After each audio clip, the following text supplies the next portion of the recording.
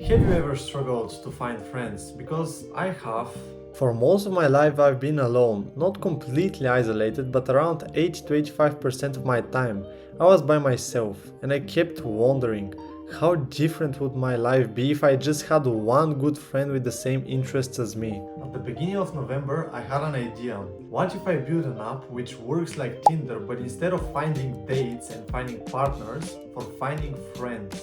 That's how BroFinder was born. The idea was great. The problem? I didn't really know how to code well, and I definitely didn't have money to pay someone else to build it for me. And honestly, this is where 99% of the people would quit. The idea is nice, but it just feels impossible. But instead of quitting, I made a decision. I took the little knowledge I had and I challenged myself to finish the whole app in only 30 days. No experience, no budget, just an idea and a deadline. I remembered a piece of advice I once heard online. Give yourself 6 months to do something and it will take you 6 months. Give yourself 1 month and it will take you 1. I had never really tested this advice before because usually I'm the type of person who procrastinates until the last moment with assignments, with homeworks, with work, with everything. But this time I decided to try it out and to test if it's gonna work or not. I started building, but to make it even more challenging, I decided to document the whole process and upload it in YouTube Shorts. In the beginning everything was going even better than I expected. I finished almost the whole front end in 2 or 3 days. But then reality really hit me. Bugs started appearing, small issues. The kind that shouldn't take that long suddenly took an entire day to fix. I got frustrated. How could one tiny bug take longer than building the whole front end? But even then, I didn't quit.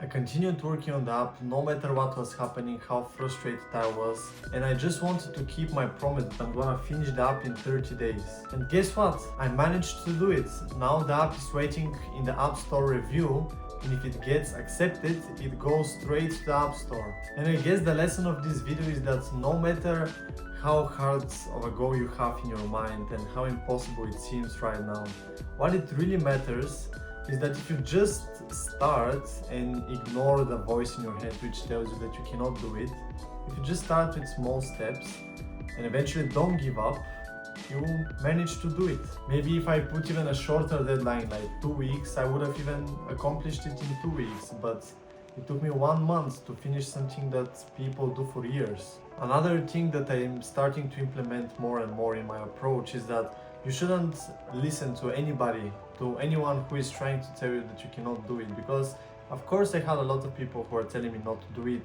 but even if I can do it, it's not worth it because it's just too hard to do it and it's not worth the efforts. But think about it.